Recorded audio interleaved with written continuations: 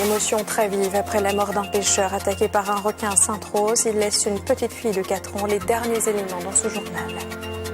On revient sur cette attaque mortelle de requin hier à Sainte-Rose. Les derniers éléments, selon le procureur et après autopsie, il est désormais quasi certain que le requin qui a attaqué le pêcheur de Bichic sur la plage de Sainte-Rose est un requin bulldog, un squale qui aurait à 2 ou 3 reprises mordu la victime. L'émotion reste très vive. Les proches de Floris Huette, ce pêcheur de Bichic, sont effondrés.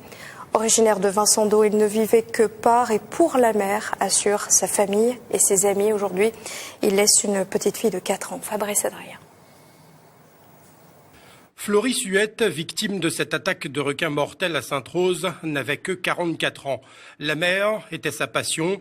Là où son corps sera installé, chez ses parents à Vincent-d'Eau, la famille est effondrée. Elle est triste et elle a du mal encore à croire. Et nous va réaliser dès qu'il sera là. Quoi. Vous connaissez sa femme bien. Dans quel état il est là après avoir appris cette nouvelle Christiane, n'a presque plus de voix. On m'a pas eu le temps de voir elle, m'a voir elle tout à l'heure. Mais sinon, pas à ce que l'a dit à moi, elle n'a plus trop de voix aussi. Voilà, elle est choquée. Selon ses proches, la victime était consciente des risques qu'elle encourait. Nous t'es dit, Ali, Floris, n'oublie pas, de la mer, il a toujours des dangers, mais elle dit, c'est sa passion. Elle dit, après, aucune passion, il passe sans risque. C'est choqué parce que c'était un super beau-frère.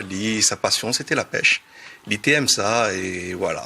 Quand on a même avait des repas de famille, quand il y a la lune bichique, il dit, c'est la lune bichique. Lily, ça va, il aime ça, c'est sa vraie passion. Là où il résidait à Langevin, le quartier est sous le choc. Floris Huette était connu comme un homme ayant bon cœur. Ses voisins les plus proches sont au bord des larmes. Vraiment choc.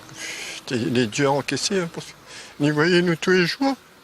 Un ami était devant la porte, lui descendait, elle dit, il a quelque chose pour dire, moi. Il m'a dit, c'est quoi? Il dit, Floris, c'est mort. Voilà. Il est choquant, nous voyons nous tous les jours, presque tous les jours, nous prenons un apéro avec. Mais franchement, on est dur. Hein. J'ai perdu une cousine il y a une semaine de ça. J'ai pas eu le même choc parce que de voir quelqu'un vivant tous les jours, un bon vivant, toujours une blague, toujours une plaisanterie. J'avais les bras et les jambes coupées quand il m'a dit ça. La famille du défunt a engagé ce matin les procédures administratives pour récupérer le corps. Floris Huette laisse derrière lui une petite fille âgée de seulement 4 ans. Le point à Sainte-Rose. La préfecture a déclenché hier le dispositif post-attaque et cela pour 72 heures. Un dispositif de pêche ciblé. Il s'agit d'identifier le squale. Des caméras sous-marines ont été déployées. Le reportage au plus près de Cynthia Véron. Sous cette balise, les chercheurs du CRA ont immergé une caméra sous-marine pour tenter d'apercevoir le requin responsable de l'attaque mortelle.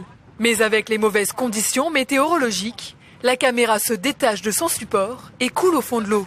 Les données ne vont pas pouvoir être analysées. En remontant la caméra, il y a une vague qui est arrivée, la caméra a tapé sur le bateau, elle a cassé, elle est tombée au fond de l'eau. Du coup on a pris un point GPS et on viendra la chercher quand les conditions seront meilleures. Ça peut arriver souvent là avec les mauvaises conditions. C'est la première fois qu'on sort avec de telles conditions, on a été un peu obligés. 2 autres caméras ont été immergées tôt ce matin. Elles ont pour objectif de filmer le squale pour savoir s'il s'agit d'un requin-tigre ou d'un requin bulldog. Les chercheurs ont 7 heures d'enregistrement à visionner. Pour nous, c'est très important de connaître l'espèce, la taille de l'animal et puis son sexe. Voilà, c'est pour mieux comprendre quel est l'animal qui est responsable, puisque vous savez que les espèces ont différents comportements. Donc c'est très important pour nous de connaître mieux quel est l'animal qui est incriminé. Autre volet du dispositif, la pêche ciblée. 2 engins ont été posés hier par les pêcheurs. Des Smart Drumline qui donnent l'alerte en cas de capture. Les pêcheurs ont alors 1h30 pour se rendre sur site. Si c'est un requin, il sera capturé et prélevé. Si c'est une autre prise, elle sera relâchée. Le dispositif reste en place jusqu'à samedi matin.